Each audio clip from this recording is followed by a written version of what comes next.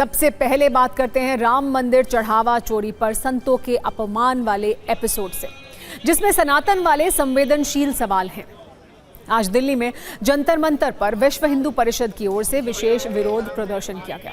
इसमें वीएचपी के पदाधिकारी, कार्यकर्ता, दिल्ली एनसीआर क्षेत्र के कई साधु संत शामिल हुए। सैकड़ों की संख्या में वीएचपी कार्यकर्ता और संत समाज के लोगों ने सद्बुद्धि हवन का आयोजन किया। उद्देश्य यही था कि विपक्षी नेताओं को सद्बुद्धि और विवेक मिले। विरोध प्रदर्शन इन आरोपों के साथ किया गया कि साधु और संतों की गरिमा का घोर अपमान किया गया है। करोड़ों हिंदुओं की धार्मिक भावनाओं को ठेस पहुंचाई गई है। संत समाज और सनातन आस्था का मजाक उड़ाया गया है। सवाल यही है कि आखिर ये संत किससे आहत हैं और किसे सद्बुद्धि और विवेक की जरूरत है। पूरी कहानी को इन दो तस्वीरों से समझिए। कल संसद परिसर में सांसद पप्पू यादव ने राम मंदिर चढ़ावा चोरी को लेकर एक कटाक्ष किया था। इसे आप वीडियो कटाक्ष या नुक्कड़ नाटक कटाक्ष भी कह सकते हैं। इसमें कई संत नाराज हैं। इससे वो सनातन का अपमान मानते हैं। साधु संतों का अपमान वो कह रहे हैं कि यह है। पप्पू यादव के खिलाफ कार्रवाई की मांग भी की जा रही है। बड़ा सवाल तो यही है कि क्या चढ़ावा चोरी का विरोध करना सनातन का अपमान है? कार्रवाई किसके खिलाफ होनी चाहिए? सनातन को अपमानित कौन कर रहा है? वो लोग जो चढ़ावा चोरी में शामिल थे या जिनकी जिम्मेदारी थी, या फिर वो लोग जो चढ़ावा चोरी पर नुक्कड़ नाटक के जरिए कटाक्ष कर रहे हैं? अगर कोई नेता या सांसद साधु के भेष में चढ़ावा चोरी पर कटाक्ष कर रहा है तो सनातन का अपमान कैसे हो गया? क्या वाकई सनातन का दायरा इतना सीमित है? बड़ी बात तो यह है कि सनातन की परंपरा उदार है, इसमें विरोध भी स्वीकार है। आज जंतर मंतर पर मौजूद संतों का भी ऐसे सवालों से सामना हुआ। टीवी9 भारतवर्ष के संवाददाता ने ऐसे सभी तीखे सवाल संतों से पूछे।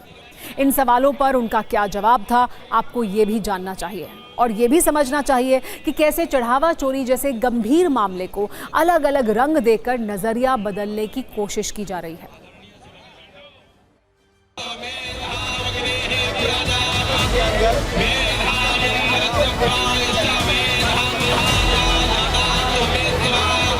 हिंदू संस्कृति को अपमानित करना, हिंदू संतों को अपमानित करना, हिंदू के शास्त्रों को अपमानित करना, हिंदू के देवताओं को अपमानित करना, हिंदू की धार्मिक पद्धति को अपमानित करना, तो हम चाहते हैं कि ईश्वर इन सबको सद्बुद्धि दे। बाबाओं ने जो कुछ बाबा जो हैं जो इस वक्त जेल में भी बंद हैं। देखो, आप किसी व्यक्ति विशेष की मैं बात नहीं कर रहा, जिन्होंने भी चाहे पक्ष में रह करके हिंदू धर्म का अपमान किया है, चाहे विपक्ष में रह करके हिंदू धर्म का अपमान किया, उन सबको सद्बुद्धि देनी चाहिए। तो भगवान उस व्यक्तित्व को और उसकी विचारधारा से जुड़ने वाले लोगों को सद्बुद्धि दे, वो वास्तविकता में भारतीय सनातन संस्कृति को पहचाने और भगवान का सम्मान करना सीखें। आसाराम और रहीम जैसे जो बाबा हैं, उन्होंने क्या अपमान नहीं किया है संत समाज का, क्या भगवा का, जो हिंदू धर्म का? देखिए, आप किसी के उदाहरण को लेके आप वो धर्म का कार्य नहीं कर सकते। अगर किसी ने वो गलतियां करी हैं तो ये नहीं कि आपको अधिकार मिल जाता कि आप भी वो गलतियां करें। जाको प्रभु दारुण दुख दीना ताकि मत पहले हरीना। क्या आसाराम राम रहीम ने अपमान नहीं किया? नहीं, आसाराम जी ने राम का प्रचार किया है, ईसाइयों से हिंदुओं को बचाया है। अंदर जो जेल में बंद हैं उनको पर कांग्रेस ने फंसाया। उसने साधु का रूप धारण करके जो अपमान किया है, ऐसे उसको हम कहते हैं कि प्रधानमंत्री और लोकसभा अध्यक्ष अविलंब उसका इस्तीफा लें। आसाराम की बात करूं, राम रहीम की बात करूं, क्या उन्होंने अपमान नहीं किया? उनके लिए क्या कहेंगे? सब हमारे साथ हैं। उन्होंने अपमान नहीं किया। पप्पू यादव ने अगर किया तो फिर आज का ये विषय नहीं। मैं पूछना चाहता हूँ, किस साधु ने राम मंदिर में चोरी की? एक साधु का नाम बताओ भाई। जिन्होंने चोरी की उनका मुखौटा लगा के वो कुछ करता समझ में आता है, पर साधु का भेष बना करके पूरे सनातन का, पूरे साधु भेष का अपमान किया है, क्यों? आसाराम हुए, राम रहीम हुए, जो बाबा हैं थे और वो इस वक्त जेल में हैं, कुछ को पैरोल पर बाहर भी हैं, उनके लिए क्या कहेंगे? क्या उन्होंने हिंदू धर्म का, सनातन का अपमान नहीं किया? वो कोई साधु नहीं थे, कोई भगवान ही पहन रखा था और भगवा पहन के जो है साधुओं का अपमान किया। भगवान जो है और ये सन्यासी और अपमान है। क्या मंदिर में जिस तरह की दान की जो चोरी हुई उसकी बात उठानी चाहिए संसद में कि नहीं? देखिए, वो तो क्या भक्तों का अधिकार है। जो ये जो घटना हुआ है, वो कृत्य हुआ है, वो दुर्भाग्यपूर्ण हुआ है और निश्चित रूप से आवाज़ उठनी चाहिए, परंतु इसमें कोई साधुओं की भूमिका नहीं है। तो साधुओं का अपमान करना वो सही नहीं है। वैसे पुजारी के भेस वाले वीडियो बनाने के बाद पप्पू यादव, राहुल गांधी और अयोध्या से सांसद अवधेश प्रसाद न सिर्फ सवालों में हैं, बल्कि उनके खिलाफ कार्रवाई की मांग भी की जा रही है। एक्शन भी हो रहा है। काशी के धर्माचार्यों की तरफ से वाराणसी के कोतवाली थाने में सांसद पप्पू यादव, राहुल गांधी, अवधेश प्रसाद के खिलाफ तहरीर दी गई। मुकदमा भी दर्ज किया जा चुका है। धार्मिक भावनाएं आहत करने का आरोप है। ऐसी ही शिकायत दिल्ली के जहांगीरपुरी में पप्पू यादव के खिलाफ दी गई है। आरोप लगाया गया है कि संसद परिसर के बाहर भगवा वस्त्र, राम मंदिर की प्रतीकात्मक दान पेटिका और भगवान राम से जुड़े प्रतीकों का इस्तेमाल इस तरह किया गया जिससे उनकी धार्मिक भावनाएं आहत हुई हैं।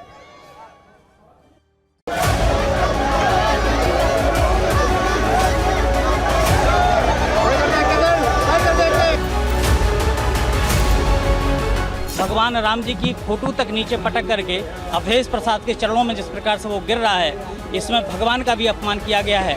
उस लेकर के अखिलेश यादव के खिलाफ और राहुल गांधी के खिलाफ, पप्पू यादव के खिलाफ और क्या नाम अवधेश प्रसाद के खिलाफ FIR दर्ज कराए हैं।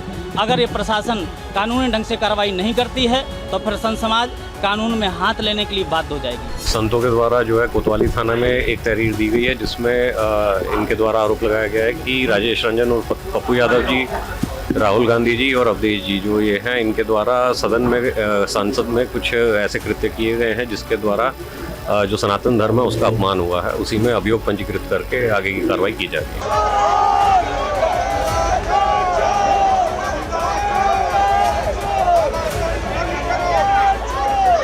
ये जो अपमान भगवे का किया गया, रामलला विराजमान के मंदिर का किया गया, उसके अलावा दान पात्र का किया गया, उसके विरोध में मैंने थाना जहांगीरपुरी में अपनी भावनाएं आहत होने के लिए वजह से कंप्लेंट रजिस्टर्ड करवाई है और ये उसकी कॉपी है।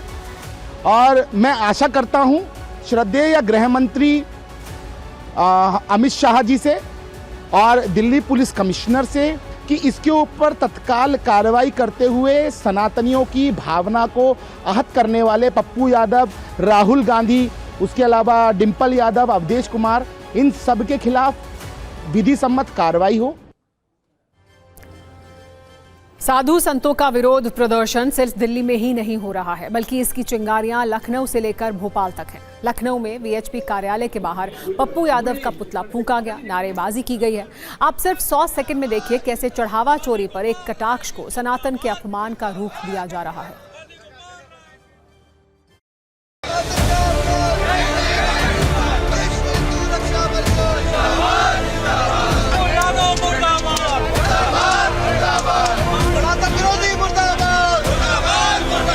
और पप्पू यादव जो भी कर रहे हैं वो निश्चित रूप से सनातन धर्म और हिंदू समाज और हमारे जो संत हैं उनका अपमान कर रहे हैं, प्रभु श्री राम का अपमान कर रहे हैं और ये निश्चित रूप से उसकी सजा इनको मिलेगी। राम नाम सत्य है।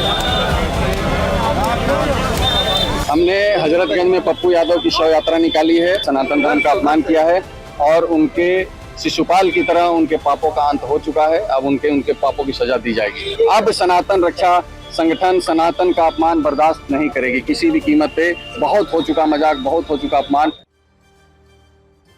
चढ़ावा चोरी पर कटाक्ष को अपमान समझने वालों को आज ये भी जानना चाहिए कि साधु संत की परिभाषा क्या है। सरल शब्दों में साधु और संत उन महान लोगों को कहा जाता है जो छल कपट, स्वार्थ और मोह माया से दूर रहकर अपना जीवन सत्य, ईश्वर और समाज की सेवा में लगा देते हैं। सादगी, कठोर अनुशासन, तप और साधना ही इनके जीवन का मुख्य उद्देश्य होता है। उनके मन में किसी के लिए भेदभाव, लोभ या क्रोध नहीं होता है।